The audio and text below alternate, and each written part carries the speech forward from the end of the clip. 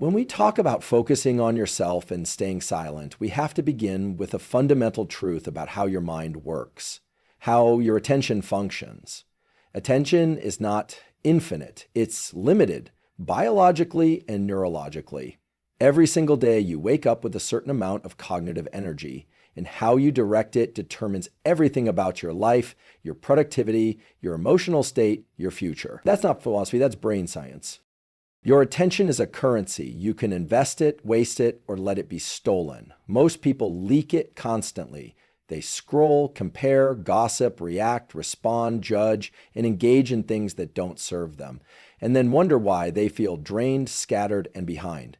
The truth is, when you put your focus on other people, you're trading your own potential for the illusion of involvement in someone else's life. That's a bad trade.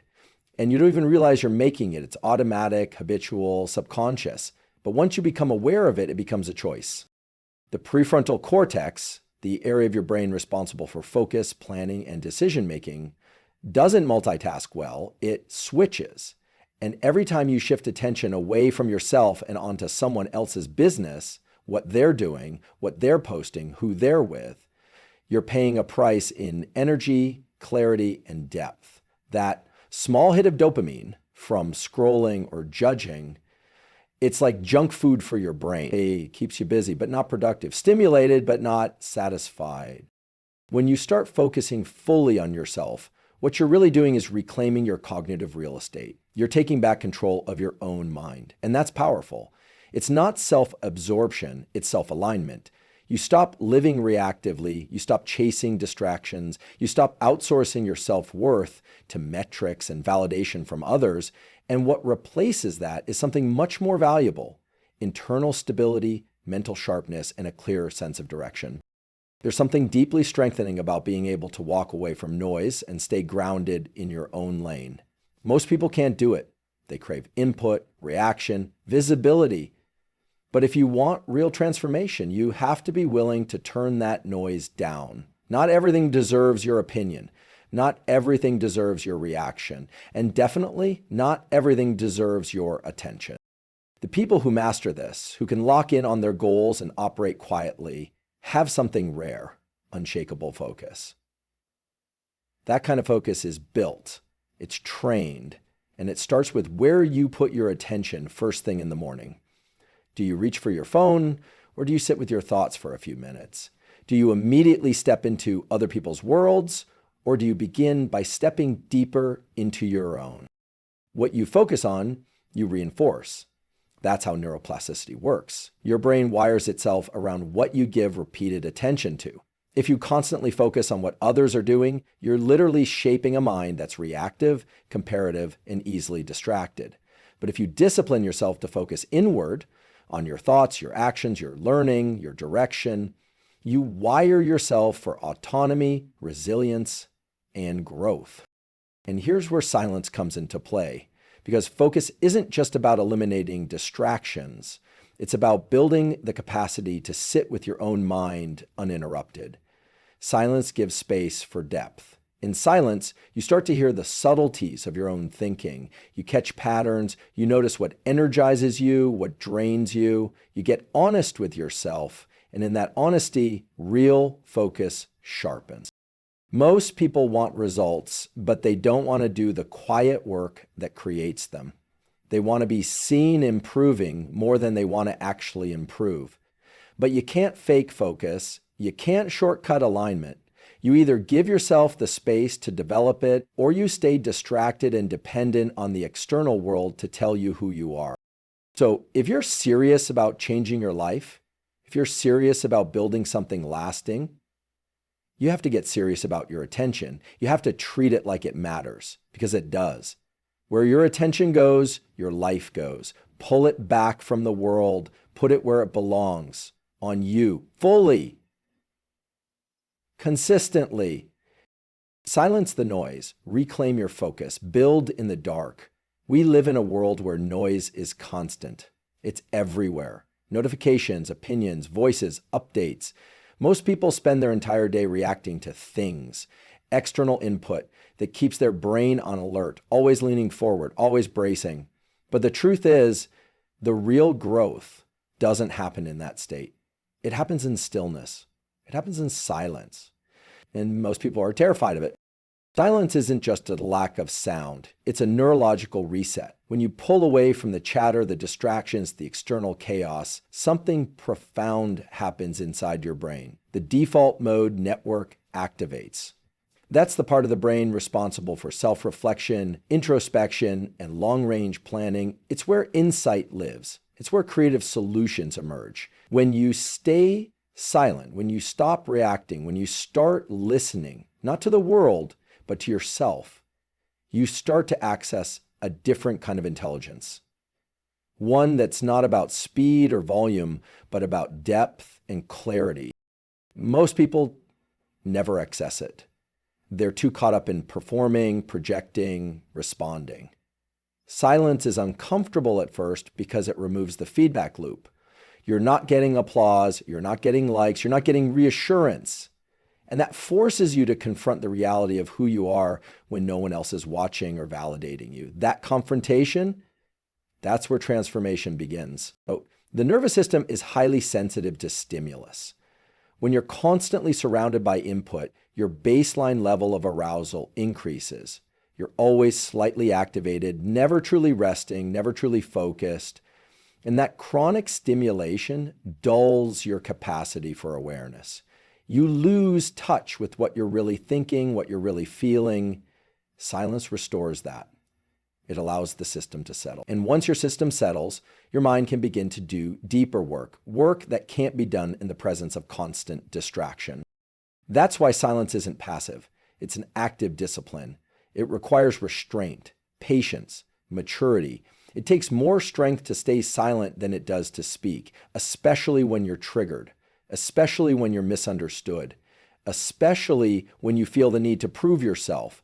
But when you stay silent in those moments, you're building power, not the kind of power that flexes externally, but the kind of power that builds internally, slowly, steadily, like pressure behind a dam. Controlled, directed, unshakable.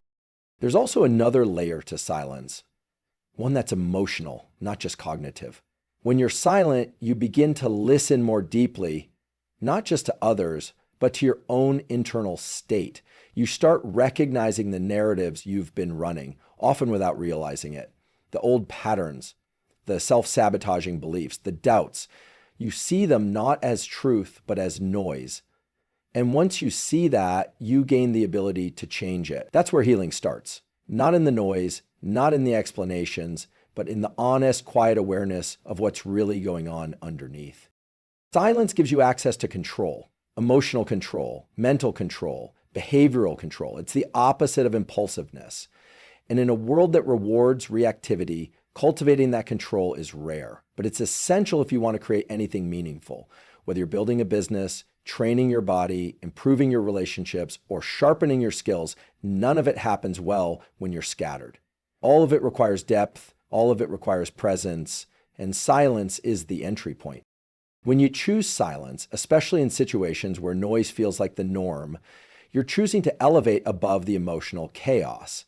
You're choosing clarity over confusion, patience over impulsivity, intention over reaction, and over time, that choice shapes you into someone who doesn't need to be seen to feel valuable, someone who doesn't need to explain themselves to feel secure, someone who understands that the loudest person in the room is rarely the strongest.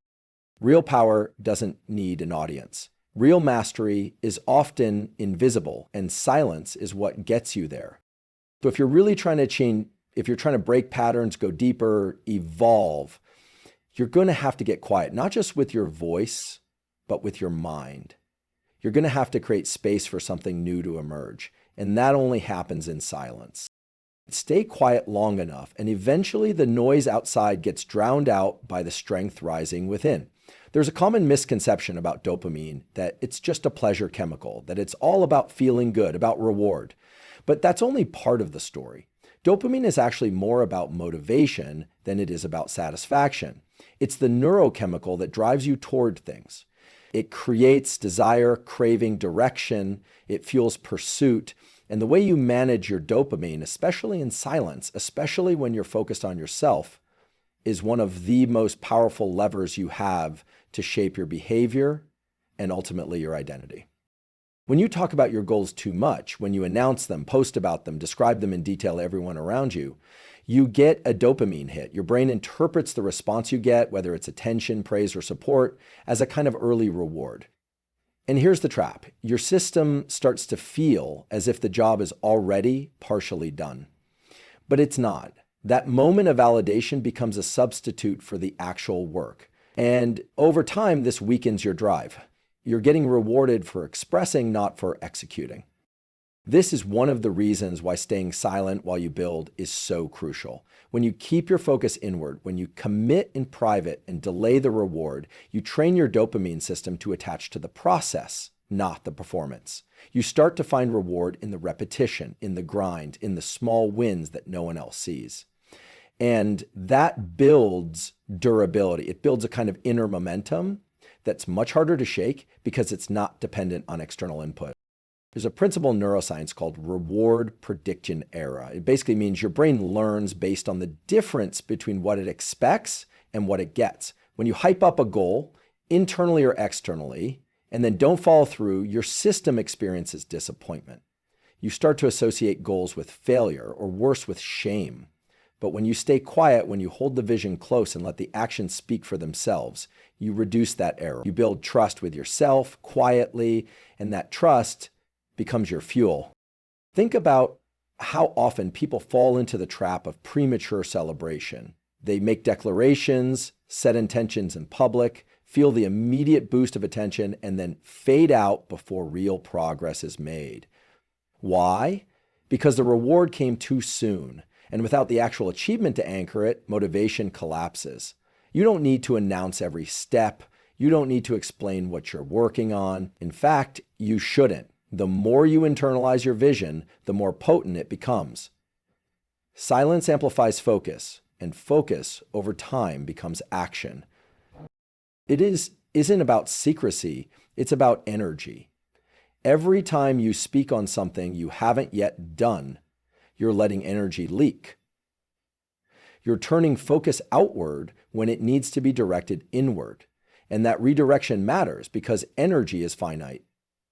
Discipline is finite. You're not going to have unlimited willpower, unlimited attention, unlimited drive. But if you channel it wisely, if you resist the urge to be seen and instead double down on being effective, you'll outlast and outperform almost everyone who's louder than you.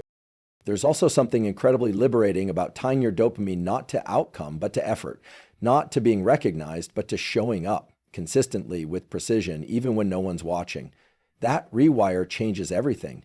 You stop seeking approval, you stop chasing comparison, you stop performing, and instead you start to become deeply invested in the craft, in the reps, in the actual work. That's the path to mastery, not occasional motivation, but sustained alignment. The quieter you get, the more you'll realize how much of your old behavior was driven by the need to be seen trying rather than the desire to actually become.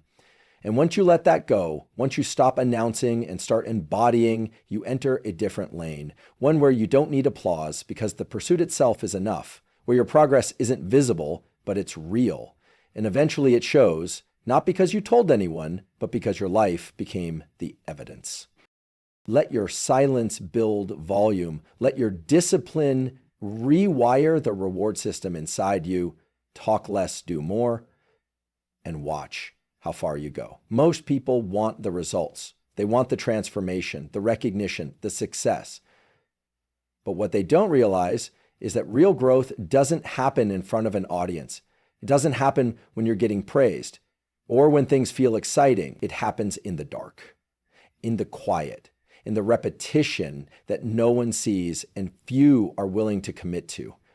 Discipline, true discipline, isn't built when you're motivated. It's built when you show up without applause, when you do what needs to be done, even when no one's clapping for it. We live in a time where visibility is confused with value. If you're not posting, if you're not announcing, if you're not documenting every step, it's as if you're not doing anything. But the truth is, the most significant changes are almost always invisible at first. They're happening internally, neural pathways being reshaped, habits being restructured, identities being rebuilt, one silent day at a time. No fanfare, no audience, just you and the work. That's where the real shift begins. Discipline isn't a mood. It's not something you feel. It's something you train. And you train it by choosing to stay committed on the days when it would be easier to quit, to distract, to disappear into comfort. Those days matter more than the ones when it feels easy, because it's in the resistance, in the friction, in the silence that your character is carved. You're not building just behavior. You're building self-respect. Every time you honor the commitment you made to yourself, especially in private, you send a signal to your own mind, I can be trusted. That trust becomes identity, and identity is what sustains long-term change. The problem is, most people are addicted to starting. They get a hit of dopamine from setting a goal, making a plan, even telling people about it. But they haven't trained themselves to stay when the novelty wears off, when the process gets boring, when the progress is invisible. But that's where discipline actually begins, not at the starting line, but in the long, quiet middle. The part where it's just you and it's hard and you're tempted to walk away, but you don't. And here's what's powerful. The discipline you build in private becomes the confidence you carry in public. It's quiet, it's not loud or boastful, but it's undeniable. You don't need to talk about what you're doing because it starts to show. Not in a flashy way, but in your posture, in your presence, in your consistency. You become someone who doesn't just say they'll do something, you become someone who does it every time, no matter what. That kind of strength, internal, silent, earned, is what separates people who perform from people who become.